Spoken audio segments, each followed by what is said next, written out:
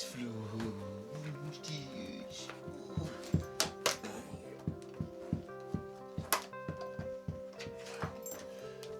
Oh, ay, qué rico. Qué rico. Qué rico.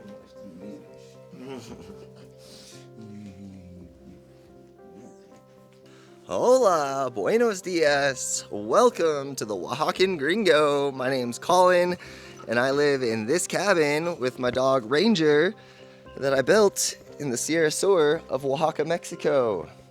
Today is August 3rd, Monday, and I'm diving back into my cabin build. Yesterday I did a bunch of work without filming. It was just a lot of repetitive planing my posts to finish my fourth wall. So I got all of that done, thankfully. It was really long and boring, so obviously, didn't want to record. But here's all of the sawdust piling up here, and I've got hopefully all of my pieces that I'll need to be able to finish this fourth wall, as well as finish framing these gaps here at the top. So hopefully that is everything I need. And then Ranger, this is his first day without the cone of shame, and he is super happy and super crazy. So hopefully he will not be in my way, and we can go for a walk later. Always go for our walks. Okay, thanks for being here. Let's roll. So I'm all bundled up because the mornings here are actually pretty cold. We're at about 8,000 feet up here, and just the past few days I burned up all of my firewood, so I'm bare. I got nothing left. So we're in the middle of the rainy season, and we found this little window, and my neighbor, he's saying, here by mid-month, rain's coming back with a vengeance. So hopefully in this time frame, in between, working on the new cabin, I can also find some time to collect some dry firewood and hide it under the cabin just for emergencies. It's those long rainy days where it just doesn't stop for days on end. I mean, it can help so much having a warm fire to really kind of lift the spirits. So hopefully I can make time for that. But today is cabin day. All right, let's go.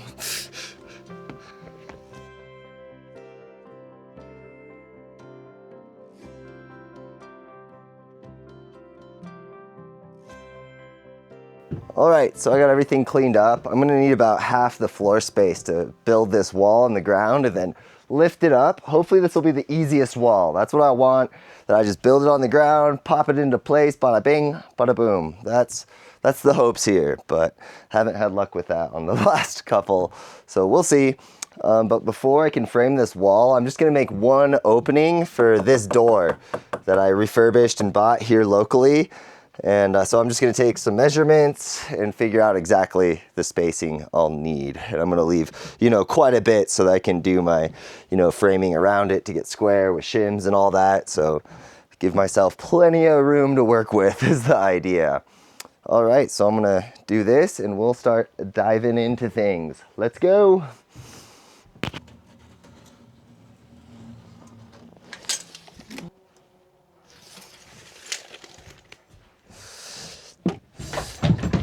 What are you doing? Why are you so crazy? Hey, relax, Ranger. Relax, dude.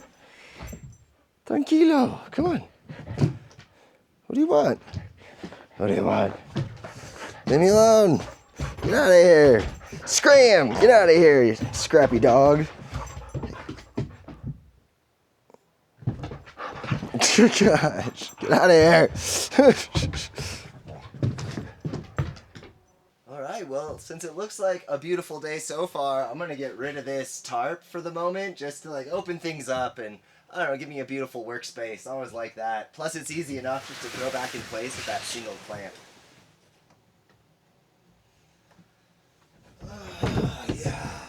Mejor. Alright, so I got the pieces that I'm gonna use for my top and bottom plate. I found that 3 full sticks is enough to give me my length for the top and the bottom. So as you can see over here, I did this splice, and I had to do that up top and down low. But after thinking and mulling it over for a bit, I think I can get away with only doing a single splice up top because I'm going to be cutting the base for the opening for the door. So I don't see any reason to waste time doing some splice. So I'm just going to kind of conjoin at the seam with just another piece of, I don't know, maybe that material or something. And then the seam will be right where that door is going to start. And then once everything's up and in place, I just do a single cut. Got my door opening. Okay, hopefully that works out as I'm imagining. But now that I have my 3, I think I'm going to start off just making my splice for that single top plate. And then with that, I think we should be able to roll pretty smoothly. Today, I'm going to be using a product that was sent to me by CTOLITY, and this is the XP 1000 model. And I've been using it for my Wi-Fi since it's been like really cloudy for the rainy season as like a backup battery for my Starlink, and it's been great.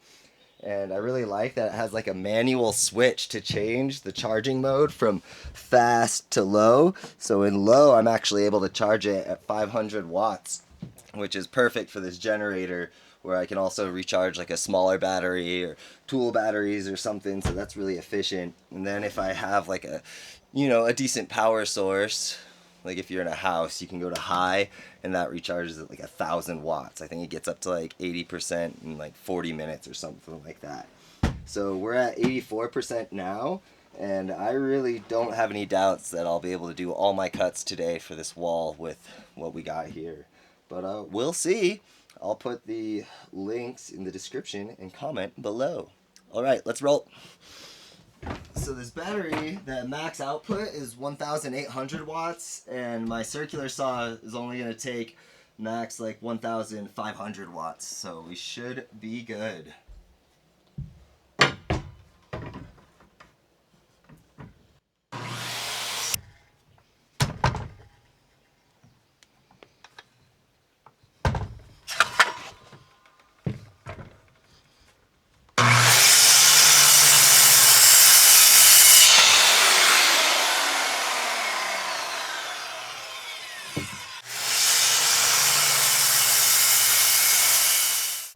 This is my favorite part of this process.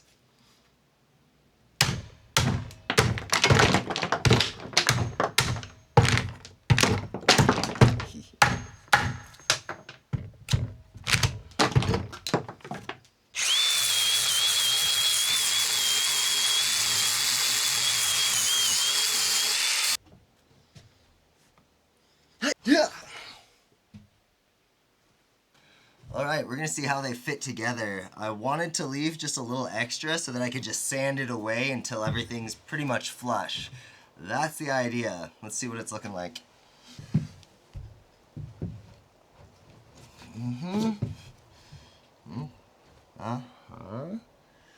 Okay.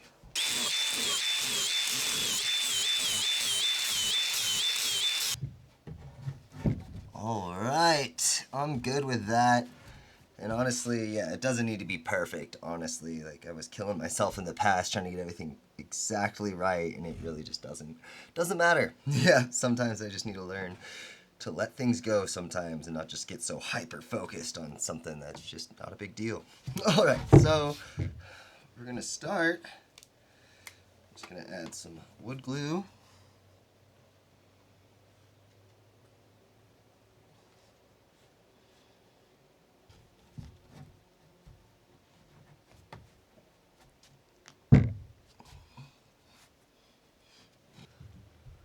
And what I've been doing is I've just been starting with screws, just because it's easier to maintain everything in position and it helps with that compression on one side, and then I'll finish off with nails on the other because they're a little bit stronger for shear force, so I get kind of the best of both worlds.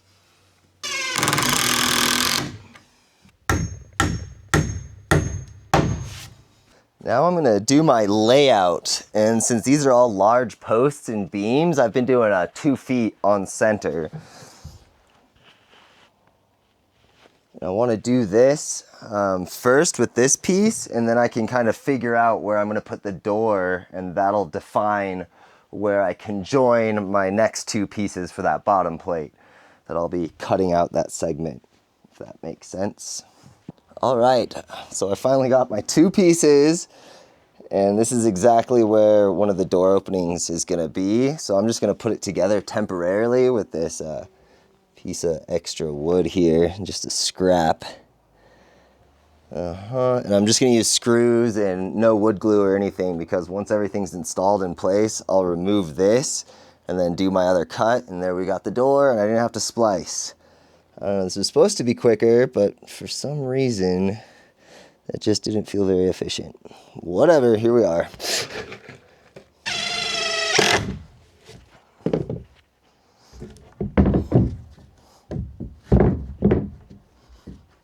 Alrighty, so I've got all of my vertical pieces laid out here.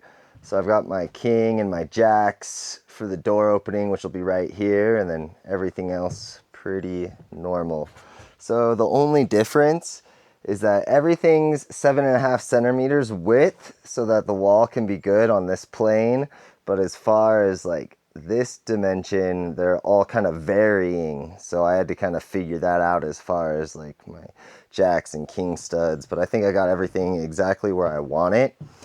And the height of my walls up into this little bottom spot there is 260 centimeters. So I'm going to be cutting all my vertical posts, except for the jacks, at 245 centimeters. So I think right now I'm just going to go through and just cut all my material. And then I'll figure out what I need to do for my heights for jacks for the door entry. Okay, let's go. Okay, so I just finished cutting all of my normal length studs, and I want to get into cutting my jacks and my header and everything, but it did start raining. So far it's not too bad, I can keep working, but the past few days it just keeps getting heavier and heavier. As long as there's no wind, I might be all right, because it just, since it's so open, water comes in. So I don't know, we'll see. I'm just gonna keep rolling with it. So now I'm gonna have to figure out exactly how to get the height I need with these jacks, and then we'll figure out headers and all that. All right, let's go. All right, I'm gonna put up this wall barrier one more time. It's getting pretty nasty.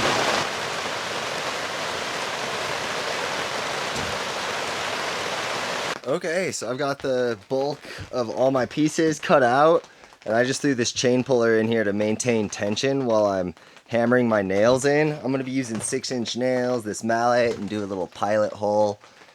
And I still need 3 more pieces here, but I'm going to wait till I get the bulk of it connected. And for these 2 side pieces, I'm just going to connect the bottom with fasteners for now. And the reason I'm doing that is because I forgot the last time and I kind of screwed myself, because these walls, kind of how I left them, a little more rustic. You can see that there's actually some variation where it's like sticking out quite a bit. And the last time when I fastened those entirely, I was unable to lift the wall.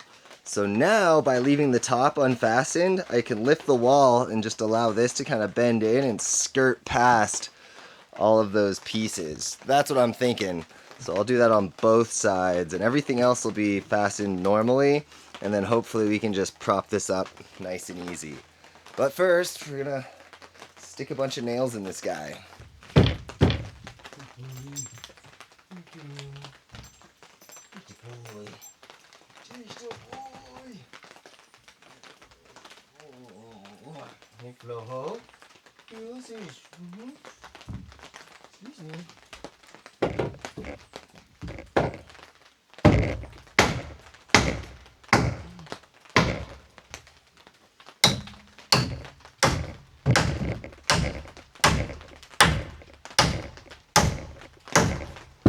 All right, well, yeah, no more rain. Looks like the sun wanted to come out just for a moment.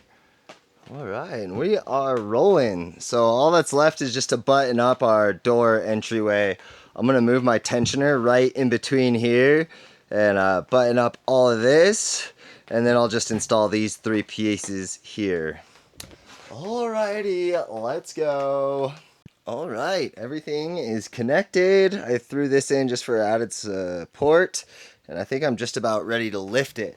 But I had an idea, because I'm just gonna, as soon as it's up and kind of tacked down, I'm gonna cut this.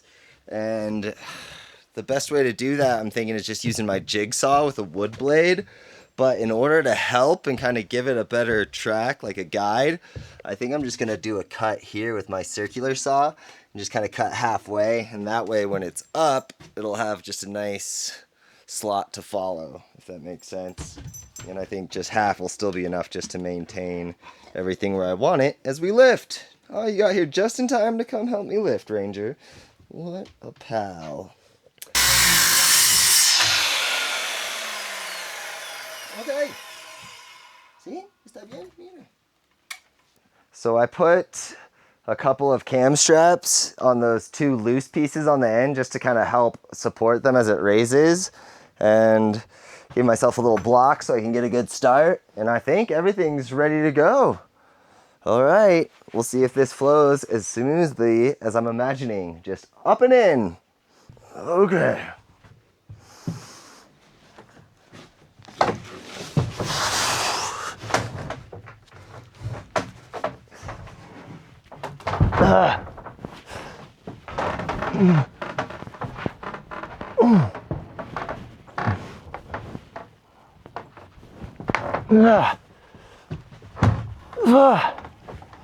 Aha! Ha ha!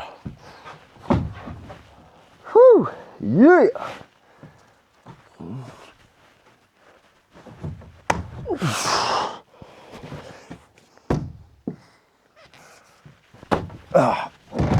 Whoa. Okay. Whew. Okay, bien. Okay.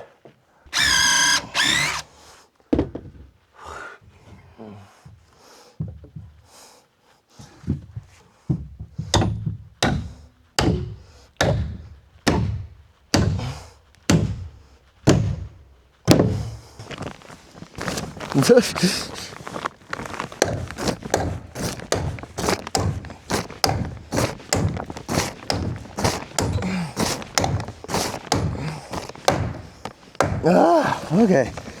Whew. Okay, well, I think that is enough for me today. It's about 4 o'clock, and since the weather's still nice, I want to get this crazy guy out for a hike. He needs it, and I'm beat, and I'm over this. I'm pretty happy with the way everything turned out. I still have some final button-up touches to do with like the second top plate, and also I think I need to rack everything in this direction. It's just slightly out of square, so I'll just take care of a lot of that stuff another day. For now, I'm happy. I'm gonna finish with this win. I'm content.